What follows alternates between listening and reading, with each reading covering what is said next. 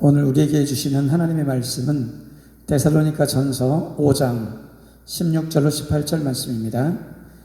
데살로니가 전서 5장 16절로 18절 말씀, 우리 잘 아는 말씀입니다. 함께 들어가겠습니다. 항상 기뻐하라, 쉬지 말고 기도하라, 범사에 감사하라. 이것이 그리스도 예수 안에서 너희를 향하신 하나님의 뜻이니라. 우리 함께 기도할까요? 하나님 감사합니다. 주님의 말씀이 오늘도 살아계신 하나님의 말씀으로 우리 심령이 들려지게 하시고 우리의 삶과 우리의 삶의 방향을 변화시키는 귀한 말씀이 되게 하옵소서. 예수님의 이름으로 감사하며 기도를 드립니다. 아멘. 한 주간 동안 평안하셨습니까? 제가 이번 주에 어떤 짧은 글을 읽게 되었습니다. 이전의 일상이 그립다. 일을 하며 휴일이면 무엇을 할까? 휴가 기간이면 어디로 여행을 할까 하며 계획을 세우던 때가 얼마 안 된 것 같은데 이제는 마음껏 그것을 할 수 없다. 다시 일상으로 돌아갈 수 있을까? 이런 글입니다. 이전에 일상적으로 하던 일을 그리워하며 적은 글인 것 같습니다. 여러분은 어떻습니까? 일상을 그리워하고 계십니까? 여러분의 이전의 일상은 어땠습니까? 그리고 가장 무엇을 하고 싶습니까? 저는 이 글을 보면서 크리스천의 일상, 그러니까 그리스도인의 일상의 삶이란 무엇일까를 한번 생각해 보았습니다. 어떤 삶일까? 그리스도인의 일상. 그러면서 오늘 생각을 하다가 오늘 본문을 묵상하게 되었습니다. 우리 그리스도의 생활이 이렇게 되면 좋겠다. 그리스도인들의 삶은 이것이어야 한다. 이것이 그리스도인들의 일상이어야 한다라는 그런 생각으로 이 오늘 본문이 마음에 와닿았습니다. 그런데 사실 오늘 본문은 너무 많이 들어왔던 말씀입니다. 항상 기뻐하라, 쉬지 말고 기도하라, 범사에 감사하라. 이것은 그리스도 예수 안에서 너희를 향하신 하나님의 뜻입니다. 너무 많이 들어왔던 말씀입니다. 그래서 너무 좋은 말씀입니다. 그리고 또 하나님의 뜻이라고 하니까 그리스도인들에게는 당연히 이렇게 살아야지라고 하는 당위성도 있습니다. 그리고 명령형으로 쓰여 있다 보니까 마치 계명 같기도 합니다. 그래서 하나님의 명령입니다. 하나님의 뜻이라고 하는 명령입니다. 여러분들은 쉬지 말고 기도해야 합니다. 범사에 감사해야 합니다. 항상 기뻐해야 합니다. 라고 이렇게 또 계명같이 또 설교할 때도 있었던 것 같습니다.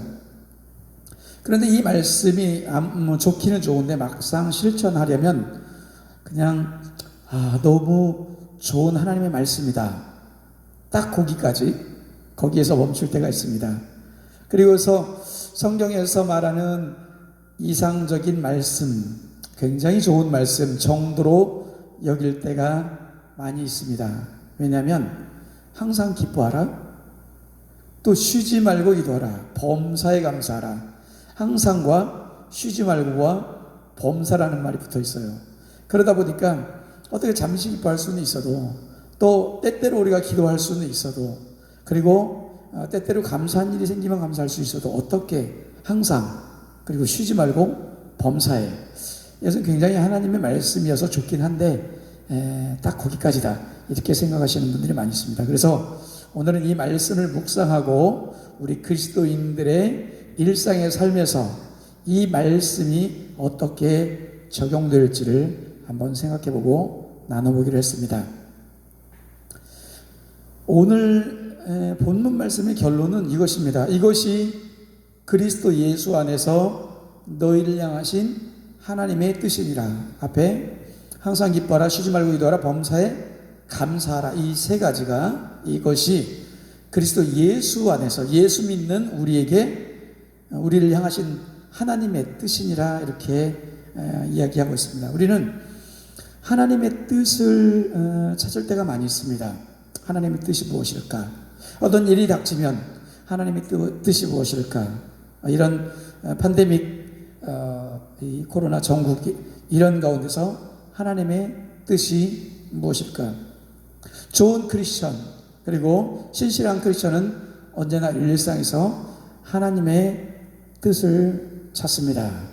그런데 오늘 본문의 말씀이 그 뜻에 대해서 이야기합니다. 이것이 그리스도 예수 안에서 너희를 향하신 하나님의 뜻이니라. 굉장히 분명한 말씀입니다. 그리스도 예수 안에서 우리를 향하신 하나님의 뜻이라는 것, 그 하나님의 뜻이 무엇인가요? 그래서 묵상해 보았는데 하나님의 뜻은 우리의 존재와 우리의 삶을 위해서 하나님이 정하신 아주 선하시고 의로우시고 거룩하시고 온전하신 방향입니다. 다시 한번 말씀드릴게요. 하나님의 뜻은 우리의 존재와 우리의 삶을 위해서 하나님이 정하신 선하시고 의로우시고 거룩하시고 온전하신 방향입니다. 좀 쉽게 말하면 하나님의 뜻을 안다는 것은 우리를 향하신 하나님의 마음을 안다는 것입니다. 부모가 자기 자녀를 향한 어떤 뜻, 어떤 마음이 있는 것처럼 하나님 우리를 창조하시고 우리를 만드시고 예수 그리스도를 통해서 우리를 불러주시고 그리고 성령을 통해서 우리를 붙들어 주시면서 우리의 삶의 방향이 이렇게 되었으면 좋겠다라고 하시는 하나님께서 바라시는, 하나님께서 우리의 삶을 그리고 우리의 존재를 향하여 바라시는 하나님의 마음이 있습니다. 그것이 바로 하나님의 뜻이라는 것입니다. 하나님의 뜻을 구한다는 것은 우리를 위해 하나님께서 바라고 계시는 그 방향을 함께 바라보고 살아가겠다고 하는 결정입니다. 다시 말씀드릴까요? 하나님의 뜻을 구하는 것은 하나님이 바라시는 방향, 우리를 향하신 하나님의 마음을, 하나님의 방향을 함께 우리도 그 방향을 바라보고 그렇게 살아가겠다고 결정하는 것, 이것이 바로 하나님의 뜻을 구하는 것입니다. 어떤 상황이 닥쳤을 때 어려움이나 혹은 내가 어떤 계획을 갖고 있을 때 하나님의 뜻이 무엇이지? 이것은 무엇이냐면 하나님께서 나를 향하신 그 하나님의 마음은 무엇이지? 그리고 하나님께서 원하시는 하나님의 방향은 무엇이지? 그것을 구한다는 뜻입니다. 그런데 그 방향이 오늘 성경 본문의 말씀에 항상 기뻐하는 것, 쉬지 말고 기도하는 것, 그리고 범사에 감사하는 것, 이것이 하나님께서 우리를 향하신 하나님의 마음이요 또 우리를 향하신 하나님이 바라시는 방향이라는 거예요. 우리가 항상 기뻐하는 사람이 되는 것, 그리고 쉬지 않고 기도하는 사람이 되는 것, 그리고 범사에 감사하는 사람이 되는 것, 이것이 우리의 온전한 삶을 위해서 하나님께서 바라시고 원하시는 우리를 향하신 하나님의 방향이라는 거예요. 그래서 이 말씀을 우리가 하나하나 오늘 짚어보면서 우리가 하나님의 뜻 안에 있기를 소원하고 그 하나님의 뜻이 우리의 일상이 되기를, 그리스도인의 일상이 되기를 소원합니다. 그러면 첫 번째로 하나님께서는 우리를 향하신 하나님의 방향, 항상 기뻐하라. 항상 기뻐하라. 사랑하는 성도 여러분, 여러분은 어떤 때 기쁨이 있습니까? 가족에서 좋은 일이 있을 때, 생일, 그리고 또 자녀들이 좋은 일을 만났을 때, 또 일을 하다가 어떤 일이, 좋은 일이 생길 때 기쁨이 있죠. 그런데 이런 외적인 기쁨들은 다분히 상황과 현실의 영향을 많이 받습니다. 그래서 상황이 변하거나 현실적인 상황이 변하면은 그 기쁨이 사라집니다. 그러니까 그런 종류의 기쁨, 무슨 일이 잘 되거나 성공할 때, 그리고 상황이 좋을 때 느끼는 그 기쁨은 언제나 상황에 휘둘리기 때문에 항상 기뻐할 수 없는 종류의 기쁨입니다. 성경에서 말하는 항상 기뻐하라의 이 기쁨은 성령의 열매 가운데 하나 있습니다. 우리 성령의 열매 9가지 열매 중에 사랑과 희락 두 번째에 있는 열매죠. 성령이 열매 가운데 하나이기 때문에 성령님과 동행함으로 나오는 열매이죠. 날마다 하나님의 말씀 안에서 그리고 하나님의 말씀을 살아갈 때에 역사하시는 성령님, 그리고 우리 삶의 현장 속에서 성령님이 우리를 만나주시고 또 혼자 있는 동안에 혹은 다른 사람을 섬기는 가운데 그리고 또 교제하는 가운데 여러 어려운 이들의 사정과 형편을 하나님께 말씀드리면서 중보하며 기도하면서 성령님과 만날 때 어느새 마음에 기쁨이 차오르고 그리고 우리 마음 가운데 기쁨의 파도가 출렁이기 시작합니다. 항상 기뻐하라의 이 기쁨은 성령님으로부터 나옵니다. 성령의 열매입니다. 오늘 본문 말씀이 시작되는 데살로니가전서 1장 6절에 보면은 성령의 기쁨으로 말씀을 받아라는 표현이 있습니다. 여기 보면은 기쁨은 성령의 것이다. 성령의 기쁨이라고 나옵니다. 우리의 기쁨의 원천이 성령님이라는 거예요. 그리고 성령의 기쁨으로 말씀을 받았다고 하는 이 의미는 성령의 기쁨이 우리로 말씀, 즉 하나님의 뜻 안에 머물게 한다는 뜻이에요. 그러니까 성령의 기쁨은 우리로 하여금 하나님의 뜻 안에 머물게 하는 것, 이것이 성령의 기쁨이라고 하는 것입니다. 그래서 우리가 항상 기뻐하라의 이 기쁨은 성령의 열매요, 또 성령 안에 있는 것이다 라는 거예요. 그런데 이 기쁨의 시작은 어떻게 되냐면 하나님의 사랑 안에서 하나님의 사랑을 발견하고 우리가 회개한다는 것은 우리의 삶의 현실을 발견하고 잘못되어진 방향인 것을 깨닫고 그리고 돌이키는 것을 회개라고 그러죠. 그래서 회개와 그리고 돌이켜서 하나님의 방향에 맞춰서 나아가는 이 회복으로부터 기쁨이 출발되어집니다. 예를 들면 탕자의 귀향이죠. 탕자가 잘못된 방향, 아버지를 떠나 아버지와 아주 먼 방향으로 그가 갔을 때는 처음에는 뭔가 친구들이 있고 돈을 쓰는 재미가 있고 그렇게 하면서 뭔가 기쁨이 있는 것 같지만 상황이 변하자 그 기쁨이 그냥 메마르고 말았습니다. 처음에는 샘물이 있는 것처럼 기쁨이 있었는데 마치 가뭄에 샘물이 마른 것처럼 그의 기쁨이 사라진 거예요. 그리고 나서 그의 기쁨이 완전히 사라지고 그리고 거의 죽음에 이르렀을 때에 그가 아버지께로 돌아가기로 결정을 하죠. 방향을 바꾸죠.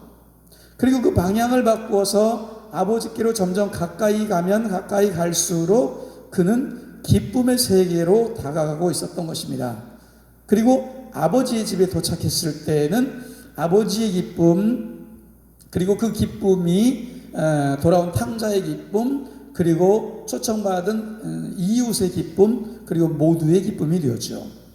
즉 회개와 회복, 이 방향으로 가면 기쁨으로 다가간다고 하는 것입니다. 그래서 항상 기뻐라의 출발은 회개와 회복으로부터 시작되어집니다. 여러분, 잃어버린 어린 양 한 마리 이야기도 아시죠? 이런 양은 무리를 떠나서 목자를 떠나서 멀리 가죠. 멀리 가서 위험해지고 굉장히 불안한 상황 가운데 들어갔습니다. 목자를 멀리 떠났을 때.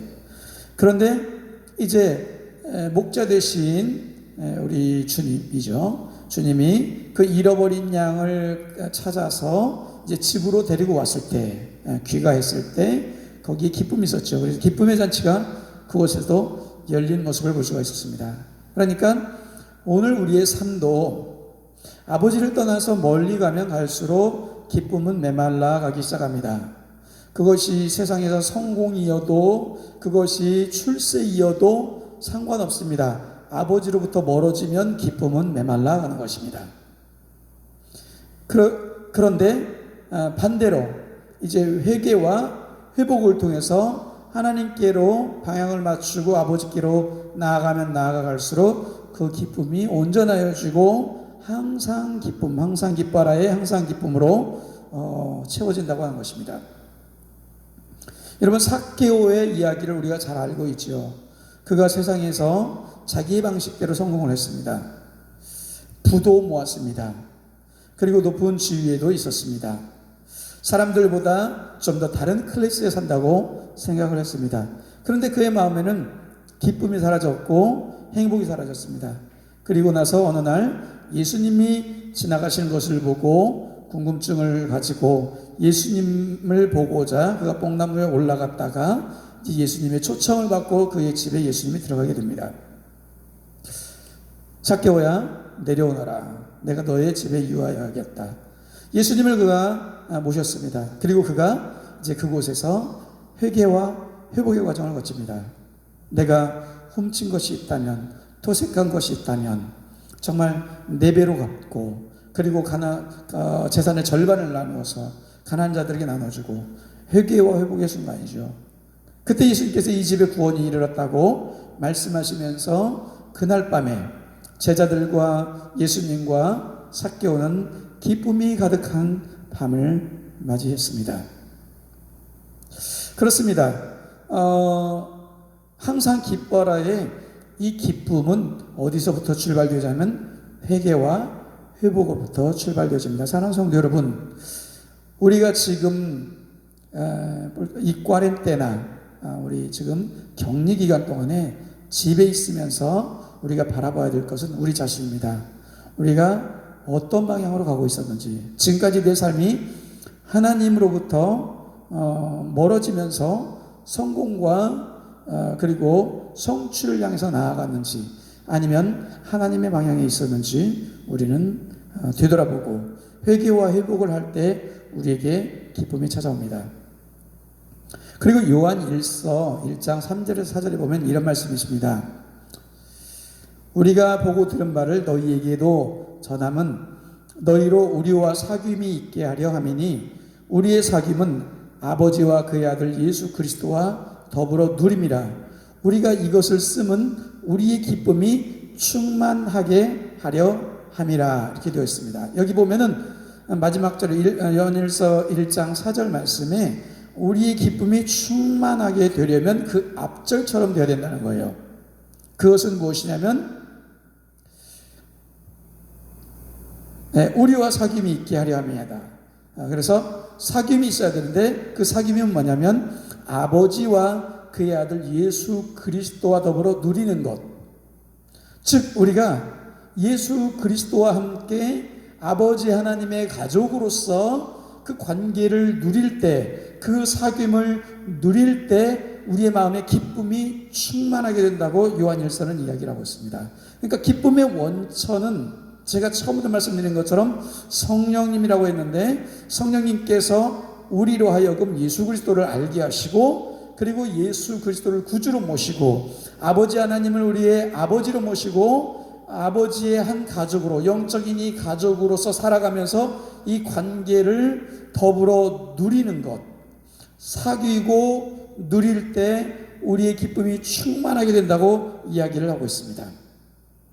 그런데 이 누림은 우리 예수 그리스도와 아버지 하나님 그리고 그의 가족된 성도들과의 더불어 누림입니다. 그럴 때 우리에게 기쁨이 있습니다.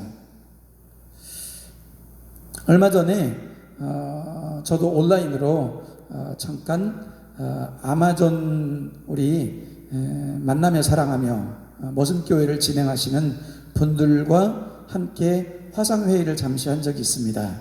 그래서 미국에 계시는 이제 목사님, 사모님, 그리고 집사님들, 그리고 또 한국으로 잠시 가 계시는 또 미국에 계셨다 가신 집사님들과 함께 이제 화상회의를 열어서 명인지 기억이 잘 안 나지만 8분, 거의 10분 가까이 함께 만나서 화상회의를 했는데, 너무나도 오랜만에 우리가 함께 이 화상회의를 통해 가지고 안부를 묻고, 그리고 아마존 만나며 사랑하며에 대한 이야기, 모슴교회에 대한 이야기, 그리고 이제 서로 간에 안부를 묻는 이 회의를 한 1시간 40분 정도 이렇게 했는데, 그리고 나니까 얼마나 기쁨이 넘치는지 모릅니다. 왜냐하면 우리 대화가 세상적인 대화가 아니고 이 만나며 사랑하며 그리고 예수 그리스도와 우리 하나님과 만나는 일, 그리고 예수 그리스도와 함께 사귀는 일, 이렇게 더불어 함께 사귐과 누리는 이 누림에 대한 이야기를 하고 나니까 우리의 마음이 기쁨이 충만해진 것을 우리가 보았습니다. 오늘 항상 기뻐하라의 출발은 뭐예요? 성령 안에서 성령님과 함께 동행하는 것, 그리고 이제 회개와 회복을 통한 하나님을 향한 방향으로 나아가는 것, 그리고 나아가서 이제 예수 그리스도와 하나님과 더불어 사귀고 더불어 누리고, 그리고 그 안에서 성도들과 함께 더불어 사귀고 누릴 때 기쁨이 충만하다고 이야기를 하고 있습니다. 사랑하는 성도 여러분, 항상 기뻐하기 원하십니까?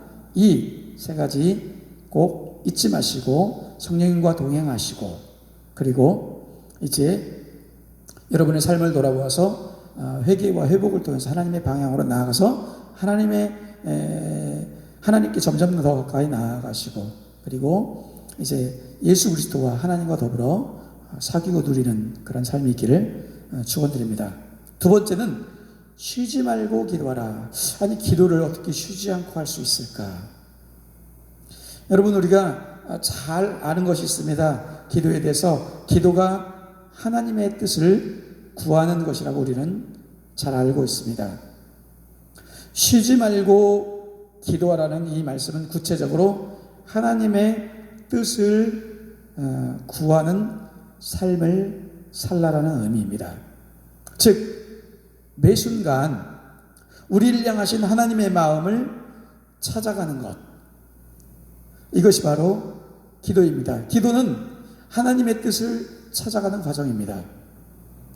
내가 무엇을 계획하던, 무슨 일을 하고 있던, 누구를 만나던, 아니면 홀로 있던, 여러 사람이랑 함께 있던 그 순간순간 그곳에 있는 하나님의 뜻을 묻고 찾아가는 과정이 기도입니다.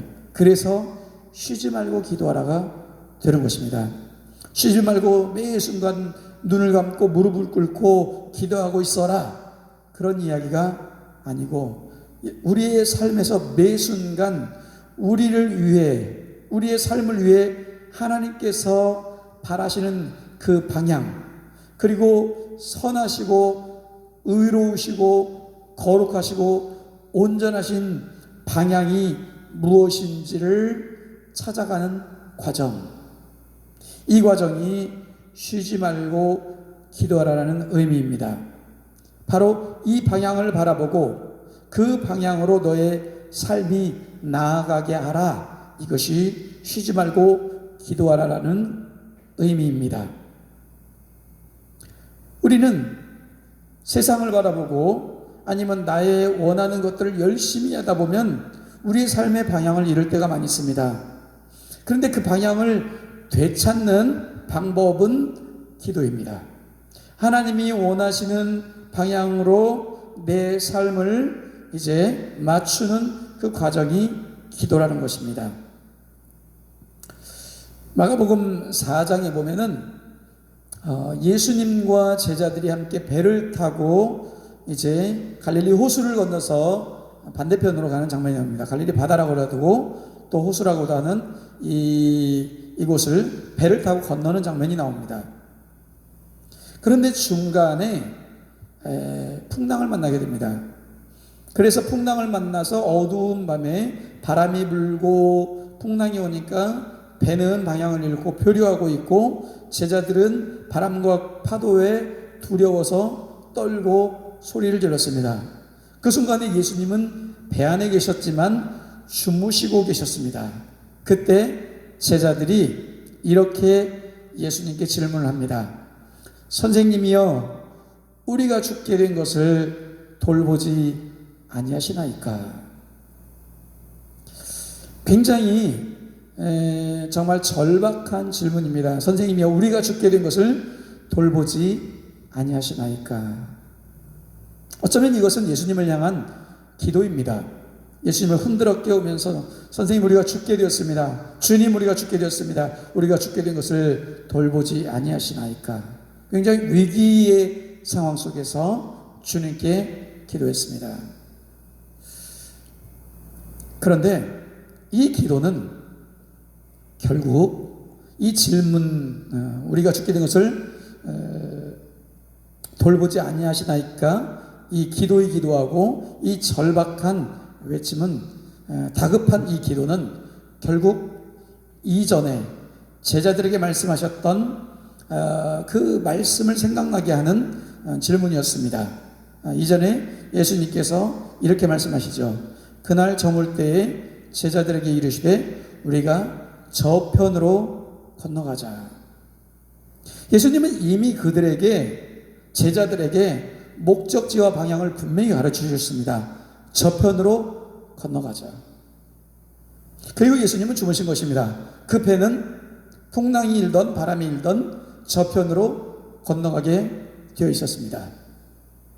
그런데 상황과 현실을 바라본 제자들이 상황과 현실 속에서 두려움에 떨어서 이제 어디로 가야 하는지, 그리고 어떻게 해야 되는지 방향을 잃었습니다. 그리고 그들의 기도는 선생님이여 우리가 죽게 된 것을, 사실은 죽게 된 건 아닙니다. 왜냐하면 예수님의 말씀이 저편으로 가자고 했기 때문에 저편으로 당연히 가게 될 것입니다.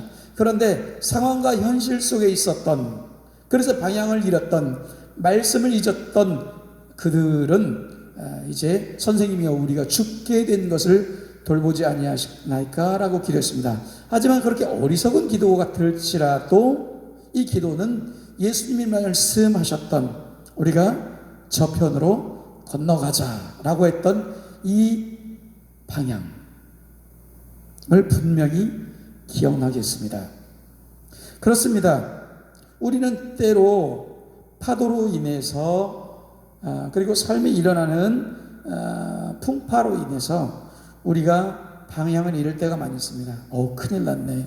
이렇게 되면 어떡하지? 잘못되면 어떡하지? 두려워하고 떨고 방향을 잃고, 그럴 때 우리가 기도하면 우리 주님은 분명히 우리에게 우리가 가야 할 방향을 알려주십니다. 이것이 쉬지 않고 기도하는 사람, 쉬지 말고 기도하는 사람이 되었을 때에 이제 얻는 유익입니다. 예수님이 우리에게 가르쳐 주신 기도는 우리의 삶의 방향을 굉장히 단순 명료하게 해주십니다. 여러분 기억나십니까? 하늘에 계신 우리 아버지여, 누구의 방향입니까? 하나님을 향한 방향입니다. 이름이 거룩하게 하오시며, 어떤 삶의 방향입니까? 하나님의 이름이 거룩하게 됨을, 우리의 삶을 통해서 하나님의 이름이 거룩하게 드러나는 삶의 방향입니다. 뜻이 하늘에서 이룬 것 같이 땅에서도 이루어지이다. 이 방향이 분명하죠. 하나님의 뜻이 이루어지는 것이죠. 이 땅에. 어떤 뜻입니까? 항상 기뻐하라, 쉬지 말고 기도하라, 범사에 감사하라. 우리에게 일용할 양식을 주옵시고, 우리의 삶 속에서 무엇을 구해야 되는지 분명히 알게 하시죠. 일용할 양식이죠. 당면한 순간순간에 하나님의 양식을 달라고 기도한 것입니다. 우리가 우리에게 죄 지은 죄를 용서함 같이 우리를 용서하여 주옵소서. 우리의 삶의 방향이 어떤 방향이 되는지, 용서의 방향, 사람들과의 관계는 용서의 방향. 우리를 시험에 들게 하지 마옵시고 다만 악에서 구하옵소서. 하나님, 우리가 정말 아까운 데 있지 않게 해달라고 하는 분명한 우리의 삶의 방향을 보여줍니다. 그리고 나라와 권세와 영광이 아버지께 영원히 있사옵나이다. 우리의 모든 삶이 하나님의 나라, 하나님의 영광, 그 방향을 향하여 있다고 하는 것입니다. 예수님께서 가르쳐 주신 기도는 단 한순간도 우리의 삶의 방황의 여지를 남기지 않습니다. 삶의 목적과 일상의 삶이 어떻게 하나님의 뜻 안에 있어야 하는지를 분명히 하고 있습니다. 우리의 삶의 시작이 어떠해야 하고 과정이 어떠해야 하며 결론이 어떠해야 하는지를 우리 예수님께서 우리에게 가르쳐 주신 기도를 통해서 분명히 말해주고 있습니다. 이것이 기도를 통해 우리를 향하신 하나님의 뜻, 즉 우리를 향하신 하나님이 바라시는 방향, 그 방향을 바라보고 살아가라고 하는 것입니다. 예수님의 기도는 하나님이 원하시는 예수님의 삶과 사역 방향을 분명히 하는 것을 볼 수 있습니다. 무슨 말씀이냐면 예수님이 이제 겟세마네 동산에서 기도하실 때 이렇게 이야기합니다. 하나님 나의 원대로 마옵시고, 아버지 나의 원대로 마옵시고, 아버지의 뜻대로 없어서. 그 전의 기도는 주님 하나님 이 잔을 내게서 지나가게 하옵소서. 이것이 내 뜻인데 내가 정말 바라고 원하는 것인데 그렇지만 나의 원대로 마옵시고 아버지의 뜻대로 하옵소서. 무엇입니까? 하나님께 이제 삶의 방향과 사역의 방향을 분명히 맞추고 있는 순간입니다. 그리고 십자가상에서도 예수님은 이렇게 기도하십니다. 아버지여 저들은 아무것도 알지 못합니다. 저들을 용서하여 주옵소서. 그리고 이제 또 다 이루었다. 이 모든 것이 하나님의 뜻을 향한 방향에 맞춰져 있습니다. 예수님의 생애도 사역도 하나님의 뜻을 향하여 그 방향이 맞춰져 있죠. 예수님은 끊임없는 기도를 통하여서 예수님의 삶과 그리고 예수님의 사역의 방향을 하나님이 바라시는 방향에 맞추어 나가셨던 것입니다. 그래서 기도는 끊임없이 우리의 삶의 방향을 하나님이 원하시는 방향과 일치하게 하고 그리고 나서 그대로 앞으로 전진하게 하는 것입니다. 그러므로 쉬지 말고 기도하라 라고 하는 것은 하나님이 바라시는 우리의 삶의 방향을 끊임없이 바라보고 나아가라고 말씀하는 것입니다. 저는 요즘 이 꽈릭대나 기간 중에 이 격리 기간 중에 기도하는 것들이 있는데 첫 번째 우리의 가족들이 그리고 또 우리 교회가 가야 할 방향에 대해서 굉장히 많이 기도를 하고 있습니다. 그리고 내가 선교 현장에서 살아가야 하는 방향을 다시 한번 뒤돌아보고 또 묻는 과정을 지속적으로 기도하고 있습니다. 그리고 지금 주어진 상황들, 코로나 기간 동안에 우리 또 선교 현장들과 베네수엘라 난민들과 우리 인도 학생들과 인디오 마을들과 이런 정말 이런 현실 속에서 내가 어떻게 무엇을 실천하고 가야 되는지에 대해서 하나님께 묻는 그런 기도를 하고 있습니다. 이것이 쉬지 말고 기도하라는 하나님의 귀한 말씀을 실천하는 삶이라고 생각했기 때문입니다. 그리고 이제 하나님의 뜻이라고 말씀하신 것 가운데 이제 마지막 범사에 감사하라. 이 부분도 굉장히 어려운 것 같습니다. 왜냐하면 우리의 삶 속에서 감사할 일과 감사하지 못할 일들이 굉장히 많이 구분되어지기 때문입니다. 그런데 이제 훈련받은 그리스도인들은 아무리 안 좋은 일이 생겨도 일단 감사부터 하고 보자. 그런데 감사부터 하고 보는 이 일이 굉장히 중요하고 귀한 신앙입니다. 그럼에도 불구하고 왜 그렇게 해야 되는지에 대해서 우리는 조금 생각해 볼 필요가 있습니다. 과연 우리의 삶의 범사가 어떻게 감사가 될까요?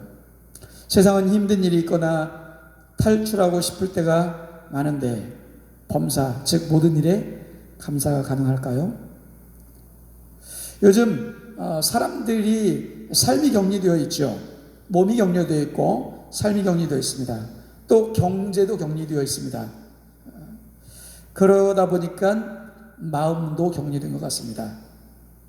그래서 제가 요즘 마음의 격리에 대해서 한번 생각해 보았습니다. 이전의 일상이 자유롭게 사람을 만나고 그리고 자유롭게 먹으러 다닐 수 있었고 그리고 또 자유롭게 여행할 수 있었고 자유롭게 일할 수 있었고 이것이 일상이었습니다. 마음껏 할 수 있었죠. 그런데 그렇게 마음껏 할 수 있는 상황에서 범사에 감사했냐? 아니면 만족했냐? 행복했냐? 그런데 되돌아보면은 그런 삶 속에서도 늘 피곤해하고 만족과 행복은 언제나 미래의 몫이었습니다. 그리고 항상 만족과 행복은 좀 다음을 기약해야 했습니다. 이것만 되면, 이것만 이루면, 이것만 다 해결하면 이라는. 그래서 만족과 행복은 언제나 다음을 기약하고 말았습니다. 그런데 지금 우리의 일상이 격리된 지금 그동안 달려가던 방향에 장애가 생겼죠. 내가 원하던 방향을 갈 수가 없는 그런 장애가 생겼죠. 원하는 일을 계속 할 수가 없게 되었습니다. 어쩌면 감사는 밖에 있지 않고 안에 있는 것이 아닐까요? 범사에 감사라면 격리된 순간에도 감사가 있어야 합니다. 왜냐하면 범사니까. 사실 가장 극심한 격리를 당했던 사람이 성경에 하나 있다면 사도 바울입니다. 그런데 왜냐하면 사도 바울은 수도 없이 감옥에 갇히고 굶주림에 시달려야 했고 그리고 배가 파산하게 됐고 추위와 이런 것들에 떨었습니다. 그런데 그랬던 그가 범사에 감사해야 될 이야기를 하고 있습니다. 데살로니가서 1장 2절에도 보면 그는 항상 하나님께 감사하는 표현을 씁니다. 그가 그렇게 된 이유는 데살로니가 교회 교인들이 믿음의 역사와 사랑의 수고와 주 예수 그리스도에 대한 소망의 인내를 하나님 앞에서 끊임없이 기억했기 때문이라고 기록하고 있습니다. 즉 환난에서도 그들이 데살로니가 교인들이 성령 안에서 성숙해 가고 있었기 때문입니다. 성령과 능력과 큰 확신으로 된 복음 안에 성도들이 세워지는 것을 보고 이 사도 바울이 범사에 감사한다는 이야기를 했습니다. 그것은 하나님의 뜻이 데살로니가 성도들 가운데 이루어져감을 보았기 때문입니다. 하나님의 선하시고 의로우시고 거룩하신 방향이 데살로니가 교인들의 삶에 나타났기 때문입니다. 이것은 외적인 조건이 아닙니다. 왜냐하면 외적인 조건은 늘 변하기 때문에 그것에 맞춰서 감사할 수가 없습니다. 왜냐하면 일이 잘 될 때도 잘못될 때도 너무 많이 있기 때문입니다. 그런데 사도 바울의 감사는 어디에 있었냐면 데살로니가 교회 교인들 안에 무엇이 보였냐면 전도에서 교회를 세웠고 그리고 성도들을 양육했는데 그 교회 안에 하나님을 향한 삶의 방향을 살아가는 사람들이 나타났기 때문이에요. 환난이 있음에도 불구하고 어려움이 있음에도 불구하고 그들의 삶이 하나님을 향해서 나아가기를 원했고 하나님의 방향을 하나님이 바라시는 방향을 향해서 나아가는 것을 보았기 때문이에요. 저는 오늘 오전에 인디오 학생들이 이제 한 학기 수업을 마치고 마을로 돌아가기 위해서 제가 항구에 데려다 주고 왔습니다.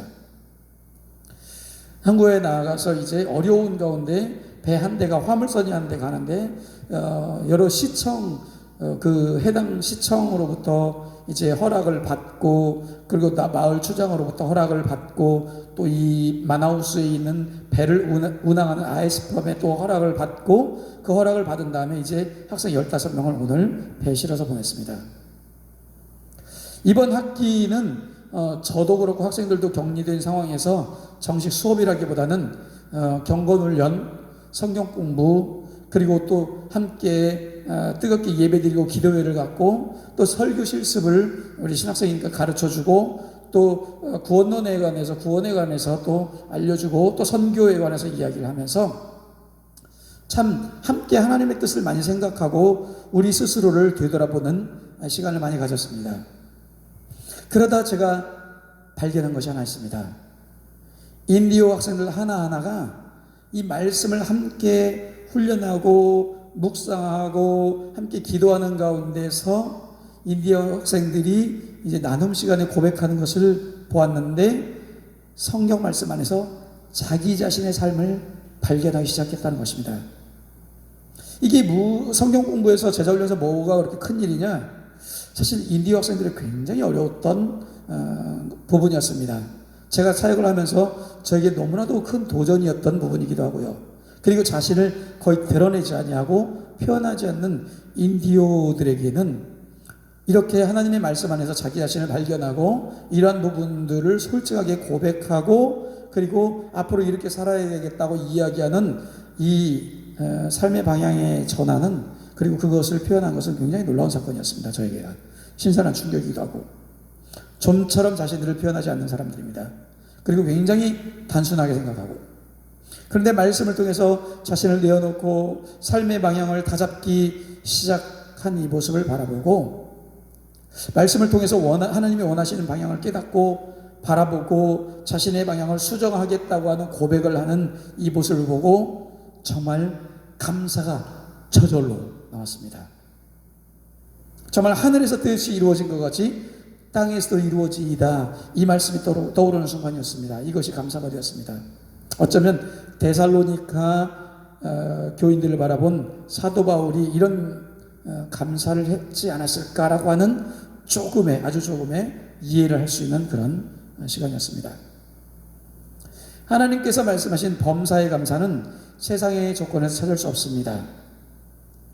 범사의 감사는 우리의 삶이 하나님이 바라시는 방향과 같을 때 가능해지는 하나님의 굉장히 귀한 선물입니다. 여러분, 우리가 자동차 정비를 할 때 바퀴가 그 바퀴의 휠이 일직선상에 오도록, 네 바퀴가 일직선상에 오도록 하는 것을 갖다가 얼라이먼트라고 하죠. 우리 폴티스로 알리냐멘토라고 하죠. 그래서 바퀴를 알리게 하는 건데, 이 알리냐멘토는 주행 중에 서로 네 바퀴가 서로 다른 방향을 바라보지 않도록 일직선상에 놓고, 그래서 마찰 그리고 중력, 원심력이 이 주행 중에 중심이 잡히고 균형이 잡히도록 하는 정비라고 합니다. 이것을 통해서 바퀴가 불균형적으로 마모되지 않고, 타이어가 마모되지 않고, 거기서부터 오는 소음을 방지하기도 하고, 그리고 주행 중에 차체가 진동하지 않고 아주 매끄럽고 부드럽게 앞으로 똑바로 곧장 나아갈 수 있도록 해줍니다. 이 알리냐멘토가 제대로 되어 있지 않으면 무슨 일이 벌어지냐면, 핸들을 놓으면 차가 한쪽으로 기울어집니다. 아니면 기우뚱기뚱 하든지, 아니면은 바퀴에서 소리가 심하게 나고 주행 중에 차가 진동이 생깁니다. 이 알리냐멘토를 생각해 보면서 바로 무엇이냐면, 범사의 감사는 우리의 삶의 방향이 하나님이 바라시는 원래 그 방향과 일치하는 이 알리냐 하는 거, 얼라이먼트 하는 거, 이것이 바로 범사의 감사의 시작이라고 하는 것입니다. 그래서 우리의 삶이 이제 한쪽으로 마모되지 않고, 그리고 방향이 핸들을 놓으면 막 한쪽으로 가지 않고, 그리고 진동하지 않고, 그리고 소음과 잡음이 나지 않도록 우리의 삶을 하나님의 바라시는 방향, 하나님의 뜻 가운데 맞추는 거죠.